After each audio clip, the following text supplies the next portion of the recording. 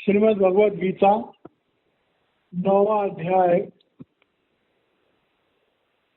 24वां श्लोक। 24वां 25वां श्लोक यह बहुत महत्वपूर्ण है। भगवान अर्जुन को बहुत सारा ज्ञान दे रहे हैं, दे चुके हैं, बहुत सारी बातें उसको समझा रहे हैं। अब इन दो श्लोकों में भगवान ने एक कंसोलिडेटेड तरीके से सारे ज्ञान को एक साथ दोबारा से अर्जुन के लिए रिव्यू किया। ये 24वां श्लोक है। अहम ही सर्वयज्ञानां भोक्ता च प्रभुरेव च न तु माम अभिजानन्ति तत्त्वेन अतः च्यवन्ति ते। अब भगवान अर्जुन को समझा रहे हैं कि अर्जुन, बड़ी विचित्र सी बात है कि परमात्मा ने जीवात्मा को इस भव सागर में मुक्ति के लिए एक मौका दिया है, क्या देता है, और वो है मनुष्य जन्म। हम ये कहते हैं कि भगवान काल निरंजन बड़ा कठोर है, जीव को फंसा के रखता है, लेकिन ये भी एक सच्चाई है कि 184 भर में तब मानुष बन पाए। 84 लाख योनियां भुगतने के बाद भगवान काल निरंजन भी हर जीव को मनुष्य का चोला देता है, और उस समय फ्री विल होती है जीव की कि जीव चाहे तो अपने क्रियामान कर्मों का फायदा उठा के और वो मुक्त हो सकता है। तो भगवान अर्जुन को कह रहे हैं, कहते हैं अर्जुन, दुनिया में बड़ी विचित्र अवस्था है। जीव आत्मा को इतना अच्छा, इतना सुंदर मौका मिलता है मनुष्य जन्म का कि वो मोक्ष प्राप्त करे, लेकिन जीव आत्माएं मोक्ष प्राप्त नहीं करती हैं अक्सर। अब इस बात को भगवान अर्जुन को और खुलासा करके बोल, और उस बात को हम भी जानना चाहें तो रामायण में हम सब लोग पढ़ते हैं कि बड़े भाग मानुष तन पावा, सुर दुर्लभ सब ग्रंथ ही गावा, साधन धाम मोक्ष कर द्वारा पाई न जी परलोक समान। में मोक्ष का दरवाजा है। गुरवाणी कहती है कि भई परापत मानुख देहुरिया, गोविंद मिलन की एह तेरी बरिया, अवर काज से हिते न काम, मिल साध संग भज केवल नाम। यहाँ तक कि भगवान कृष्ण ने श्रीमद् भगवत महापुराण में भी उद्धव जी को जब ज्ञान दिया तो वहां भी भगवान कहते हैं कि नर देहम आद्यम सुलभम सुदुर्लभम कल्लभम सुकल्पम गुरु करुणधाम।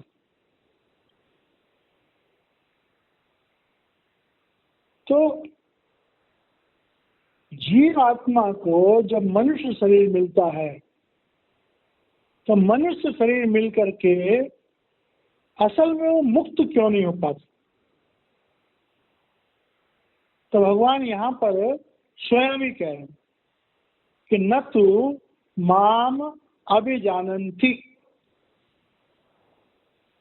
तो कह रहे हैं कि जो आत्माएं हैं वो मुझे जब भगवान कृष्ण कहते हैं तो मुझे कृष्ण के शरीर को नहीं कह रहे, मुझे कृष्ण के अंदर काम करने वाली उस सत्पुरुष की सत्ता को कह रहे। जैसे हम देखते हैं कि महाराज जी जब भी कहते हैं कि महाराज जी ठीक करेंगे, तो महाराज जी ठीक करेंगे जब महाराज जी बोलते हैं तो वो अपने शरीर के लिए नहीं बोलते, वो अपने शरीर में काम करने वाली सत्पुरुष की सत्ता को महाराज जी बोलते हैं। महापुरुष जब भी इस तरह के उच्चारण करते हैं तो वो अकाल पुरुष के लिए। तो भगवान कह रहे हैं कि मनुष्य जीवन मिलने के बाद भी जीव आत्माएं मोक्ष क्यों प्राप्त नहीं करती? कि वो परमात्मा की वास्तविकता को नहीं जान पाते। अब जब उन्होंने ये कहा कि नहीं जान पाते हैं, तो भगवान ने तो बड़ा लंबा चौड़ा ज्ञान दिया था अर्जुन को। यज्ञों के बारे में बताया, पूजा के बारे में बताया, हवन के बारे में बताया, कर्मों के बारे में बताया। अब अर्जुन को थोड़ी शंका हो गई कि भगवान क्या बोल रहे हैं भाई, इतने तो तरीके बताए भगवान ने कि वे हम इस तरह से जो है वो प्रभु को प्राप्त करने की कोशिश करें। अब भगवान तो अर्जुन के दिल की हर बात को जानते हैं। तो अर्जुन के जो दिल में बात पैदा हुई, उस बात के जवाब में भगवान ने पहली लाइन में क्या बोला? अहम ही सर्व यज्ञानाम भोक्ता च प्रभुरेव च। अब यहाँ पर आकर के एक बड़े विस्तार से सब्जेक्ट खुल गया। अब देखिए, मनुष्य जब शरीर, आत्मा जब मनुष्य के रूप में शरीर धारण करती है, तो बचपन से लेकर के जीव आत्मा इस शरीर में बने रहने के लिए उसे बहुत सारी क्रियाएं और कर्म करने। क्रियाएं अपने आप होती हैं, पहले भी बताया गया। सांस लेना क्रिया है, दिल का धड़कना क्रिया है, बालों का बढ़ना क्रिया है, खाने का पचना क्रिया है। और हिसाब से तो अंदर के शब्द का चलना भी क्रिया है, अपने आप होती। तो एक तो क्रियाएं हो गई, दूसरे हो गए कर्म। अब क्रियाएं जो हैं वो प्रभु की कृपा से अपने आप चल रही है। कर्म करने के लिए जीवात्मा को अपनी चेतनता देनी पड़ती है। मन, बुद्धि, अहंकार और चित्त, जो मन की 4 फैकल्टियां हैं, उनके साथ 5 ज्ञानेंद्रियां, 5 कर्मेंद्रियां, इन सब के साथ 5 भूत, पृथ्वी तत्व, जल तत्व, अग्नि तत्व, वायु तत्व, आकाश तत्व, इन सब की मदद से हम संसार में कर्म करते हैं। अब कर्म जो हमारे किए जाते हैं, असल में उन कर्मों को हम यज्ञ ही कहते हैं।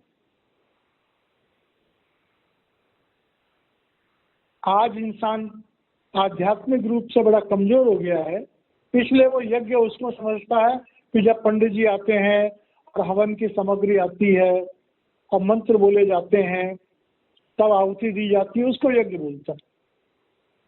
लेकिन असल में हमारी जिंदगी के कर्म रूप में जो कुछ भी होता है वो सब यज्ञ के समान।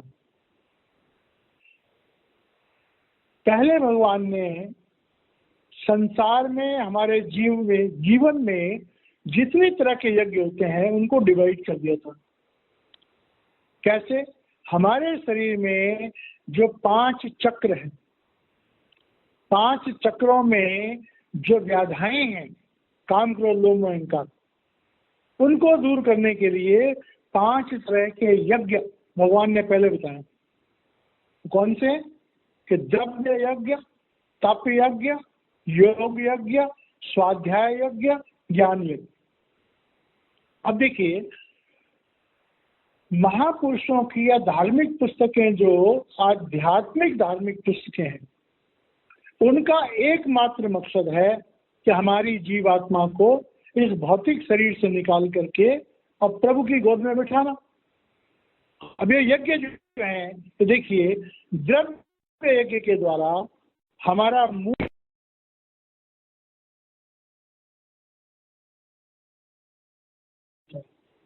योग यज्ञ के द्वारा हमारा नाभि चक्र शुद्ध होता है, स्वाध्याय यज्ञ के द्वारा हमारा हृदय चक्र शुद्ध होता है, और ज्ञान यज्ञ के द्वारा हमारा कंठ चक्र शुद्ध होता है और हमारी आत्मा आज्ञा चक्र पर आती है। एक बात। दूसरी बात, द्रव्य। द्रव्य हम क्या कहते हैं? जिस चीज का मूल्य है पदार्थ का, और द्रव्य, चाहे पैसा हो, चाहे अनाज हो, चाहे कुछ और चीज हो। तो द्रव्य यज्ञ जब हम करते हैं तो क्या होता है? हम पैसा खर्च करते हैं, चाहे हम दान पुण्य में करें, चाहे भंडारे में करें, चाहे हम कथा करवाएं। द्रव्य की मदद से जो भी हम यज्ञ, मतलब शुद्धिकरण, अपने मन की शुद्धिकरण, क्यों आत्मा तो शुद्ध है, मन की शुद्धिकरण के लिए जब हम द्रव्य खर्च करते हैं तो एक तो हमारा द्रव्य शुद्ध होता है, और दूसरा परमात्मा की कृपा होती है, हमें लोभ की जो हमारी लोभ का जो दुर्गुण है वो दूर होता है। तो हम मूल चक्र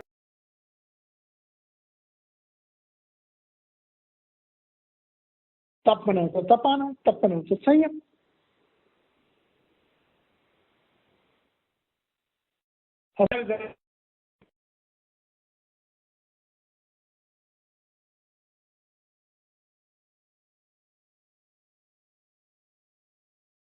कि सूर्य को जल चढ़ाओ, जितनी भी ये क्रियाएं कही थी, ये हमारे इंद्रिय संयम के लिए करी।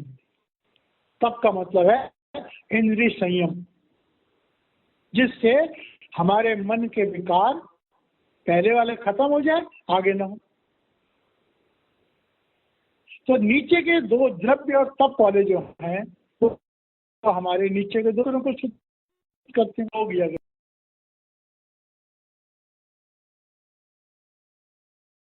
हो जाएगी।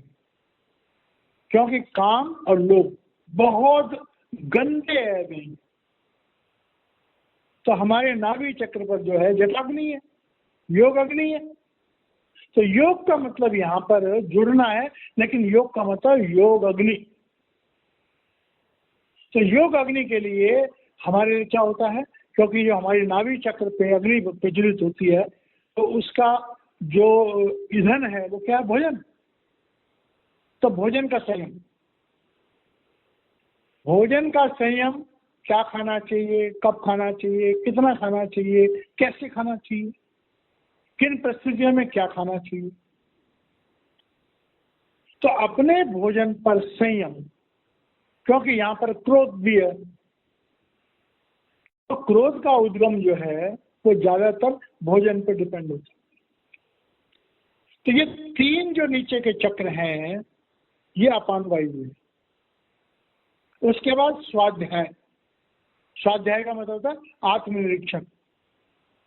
यहाँ पर क्या? वायु, हृदय चक्र। अब वायु जो है प्राण वायु, प्राण वायु से हमारे शरीर की प्राणों की धारा, प्राणों की धारा को शुद्ध करने के लिए हमें आत्मनिरीक्षण, अपने जीवन का निरीक्षण, अपने जीवन की कमियों को दूर करना, अपने जीवन को पवित्र बनाना। ऐसा करेंगे तो हृदय चक्र क्रॉस होगा। उसके बाद ज्ञान यज्ञ। ज्ञान यज्ञ जो है बिना गुरु के पूर्ण नहीं हो सकता, क्योंकि ज्ञान का सोर्स हमें आध्यात्मिक पुस्तकों से भी मिलता है, सत्संगों से भी मिलता है। हम पढ़ भी सकते हैं, सुन भी सकते हैं, लेकिन जैसे एक इंसान कितना ही बलवान हो, अगर उसे एक बढ़िया पहलवान बनना है तो उसे किसी गुरु की शरण में जाना पड़ेगा और दाव पेच किसी अनुभवी गुरु से सीखने पड़ेंगे। नहीं तो क्या अपनी मर्जी से करेगा, हाथ पैर चुरा बैठेगा। तो इसी तरह से ज्ञान यज्ञ का मतलब हमारे कंठ चक्र पर, और कंठ चक्र पर मां शक्ति का निवास है। तीन लोगों की विद्या का निवास है। गुरबाणी में आया, एका माई जगत बियाई, तीन चेले परमा। एक संसारी, एक भंडारी, एक लाइदी। तो इस तरह से ये 5 चक्र जो है हम लोग जो दुनिया में करते हैं, हम इन्हें कर्म के रूप में करते हैं और किन्हीं पर्पज के कारण से करते हैं। जैसे द्रव्य खर्च करते हैं तो हमारे स्वार्थ होते हैं, हमारी कमिटमेंट्स होती हैं। कोई लोग इसलिए करते हैं कि मेरा भला हो जाए, कोई इसलिए करते हैं कि मेरा भला हो गया। तो भगवान कह रहे हैं अर्जुन, दुनिया में इंसान बहुत कुछ करता है, दान पुण्य जप तप स्वाध्याय पता नहीं क्या बहुत कुछ करता है, लेकिन उसमें एक कमी रह जाती है कि वो दुनिया के कामों को सुधारने के लिए ही ये सारे यज्ञ करता है। और जबकि मजे की बात यह है कि मैं इन सब यज्ञों का स्वयं भोगता हूं। अब ये कैसे समझ में आएगा? क्योंकि प्रकृति प्रभु की है। अगर हम भंडारा भी खिलाते हैं तो किसको खिलाते हैं? इंसानों को खिलाते हैं। उन इंसानों में कौन बैठा है? परमात्मा बैठे हैं। लेकिन क्योंकि हम इस राज को समझ करके नहीं करते हैं, अब इसको में कैसे करना है? हम कोई भी काम करें प्रभु को समर्पण करके करें। अगर हम कोई भी अनुष्ठान करें प्रभु को समर्पित करके करें, चाहे भंडारा करें, चाहे तीर्थ करें, चाहे व्रत करें, चाहे दान करें, चाहे पुण्य करें, प्रभु को समर्पित करें। हे मेरे मुर्शिद, हे मेरे भगवान, मैंने आपको देखा नहीं, अभी भी मैं आपको देख नहीं पा रहा हूं, लेकिन मैं आपकी अनुभूति इस प्रकृति में कर रहा हूं। जब भी हम कोई कर्म करें प्रभु को समर्पित करके करें। तो भगवान कह रहे हैं कि लोगों से ये गलती हो जाती है, वो करते बहुत कुछ है, लेकिन करते समय अक्सर तो स्वयं को कर्ता समझ लेते हैं, उसके बाद उस फल की चाह भी करते हैं। तो एक तरह से उनका मिनी व्यापार हो गया। तो भक्ति करते कहाँ लोग? भक्ति करके फल मिलेगा। भागवत कहती है कि भाग्योदयेन बहुजन्म सम अर्जितेन सत्संगम पिलगते पुरुषोरम अज्ञान हेतु कृतमो मदांधकार नासंग विदाई तदोदयते विवेक। भगवान कह रहे हैं कि हमें हर तरह से प्रभु की प्राप्ति हो सकती है, जो मर्जी कर्म करें, तीर्थ से, व्रत से, जप से, तप से, दान से, पुण्य से, हर तरह से प्रभु की प्राप्ति हो सकती है, बशर्ते कि हम कर्ता न बने और अपने कर्मों को प्रभु को समर्पित करें। भगवान कह रहे हैं कि भाई सृष्टि का मालिक तो मैं ही हूं। जैसे पोस्ट ऑफिस है, लेटर तुम किसी भी पूरे देश के किसी भी लेटर बॉक्स में डाल दो, लेटर कहाँ जाएगा? जिस पर उसका नाम लिखा होगा, जिस पते पर उसका। अब हम 25वें श्लोक का 9वें अध्याय का 25वें श्लोक की हम अब बात करते हैं कि 9वें अध्याय के 25वें श्लोक में भगवान कह रहे हैं कि यान्ति देवव्रता देवान पितरन यान्ति पितृव्रता भूतानि यान्ति भूतिज्या यान्ति मत याजिनो अपिमाम। भगवान कह रहे हैं कि वे संसार में देवी देवता हैं, पितृ हैं, और भूत योनि में भी बहुत हैं, यक्ष गंधर्व भी बहुत सारे हैं, और निराकार पार ब्रह्म भी है। तो संसार में जो लोग हैं, अब वो अपनी सोच के मुताबिक जब उन्हें संसार में कोई कमी महसूस होती है तो कुछ लोग देवताओं की पूजा में लग जाते हैं।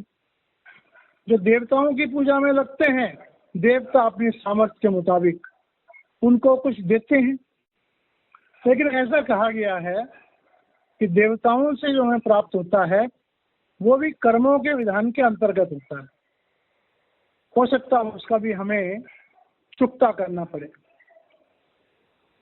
तो देवताओं में बहुत सारे देवता हैं, लेकिन अगर हम देवताओं की भी पूजा करते हैं तो हमारा जीवन जो है पवित्र भी होता है, सदाचारी भी होता है और हम एक अच्छे इंसान बनने की कोशिश करते हैं। कुछ लोग जो हैं जो निष्काम भाव से देवताओं की पूजा करते हैं, आगे चल के उनको उस निराकार पार ब्रह्म से जुड़ने की प्रेरणा भी मिलती है। लेकिन ये कहा गया है जिस देवता की हम पूजा करते हैं उसके ही वातावरण में हमारा दोबारा जन्म होता है। कुछ लोग पितरों को पूजते हैं। अब पितरों को पूजने वाले जो लोग होते हैं तो फिर पितृ, क्योंकि आत्मा उनकी मुक्त तो है नहीं, तो जहाँ पितृ होंगे अगर हमारी उनके साथ आसक्ति बहुत ज़्यादा होगी तो हमें अगले जन्म में जाकर के उन्हीं वातावरण में हमको जन्म लेना पड़ेगा। अब यहाँ पर भगवान ये कह रहे हैं कि कुछ लोग नासमझी के कारण से भूत प्रेतों की तरफ चल पड़ते हैं, मजारों की तरफ चल पड़ते हैं और भूतों के अनुष्ठान करते हैं और उन अधोगति की जो आत्माएं होती हैं उनके अंतर्गत जो शक्तियाँ होती हैं उनको प्राप्त करने की कोशिश करते हैं। तो ये बात गलत है, क्योंकि नेगेटिव जो है, नेगेटिव भक्ति, नकारात्मक भक्ति या नीचे की जोनियों से जो भक्ति होती है वो उचित नहीं है। कुछ लोग पेड़ पौधों की भी पूजा कर लेते हैं, भी पूजा करना बुरी बात नहीं है, उनके गुणों की पूजा करते हैं, लेकिन उन्हें कुछ शक्तिशाली या समृद्ध मान करके उनसे किसी चीज की अपेक्षा करना वो गलत बात है। तो भगवान कह रहे हैं कि यान्ति मत याजिनो अपिमाम, लेकिन कह रहे हैं जो उस निराकार पार ब्रह्म की पूजा करता है, जरूरी बात है कि जब वो निराकार पार ब्रह्म की शक्ति अविनाशी है, वो 3 गुणों में नहीं है, तो भाई जिसकी तुम पूजा करोगे तुम भी तो वहीं जाओगे। तो भगवान पूजा के मर्म को इस 25वें श्लोक में बता रहे हैं कि भाई ठीक है, कौन इंसान कहाँ पैदा हुआ, कौन से धर्म में पैदा हुआ, किस भगवान को मानता है, तो शुरुआत में हम उसमें कुछ कर नहीं सकते। हम जिस धर्म में हैं, जिस वातावरण में हैं, हमें उनके नियमों का अक्सर पालन करना पड़ता है। लेकिन जब हमारे अंदर विवेक पैदा होता है तो भक्ति की सूक्ष्मता को, जैसे साकार से निराकार की तरफ, जिस तरह से मीराबाई के बारे में बताया जाता है, पहले वो साकार कृष्ण की पूजा करती थी, फिर रविदास जी महाराज जी से वो निराकार की तरफ गई, सूरदास जी साकार से निराकार की तरफ गए। तो ये देवी देवताओं की पूजा जो भी है ये एक तरह से साकार पूजा है, तो इससे हमें निराकार की तरफ जाना चाहिए। अगर हमारी भावना सच्ची होगी तो देवी देवता भी हमारी मदद करते हैं और वो हमें निराकार से जुड़ने का हमें मौका देते हैं और हमें उनका आशीर्वाद भी मिलता है। तो भगवान का इस श्लोक में मेन मकसद यही है, हमें निराकार की पूजा करनी चाहिए, वो ज़्यादा उचित है। अविनाशी की पूजा करनी चाहिए जिससे कि हम भी उस अविनाशी से जुड़े और हमारे मनुष्य जीवन का जो उद्देश्य है वो है मुक्ति प्राप्त करना। तो मुक्त हम तभी होंगे जब हम त्रिगुणातीत होंगे, जब हम 3 गुणों से परे जाएंगे, जब उस अविनाशी परमात्मा से अपना दिल लगाएंगे। तो इस तरह से ये 25वां श्लोक यहाँ समाप्त होता है। जय महाराज जी की।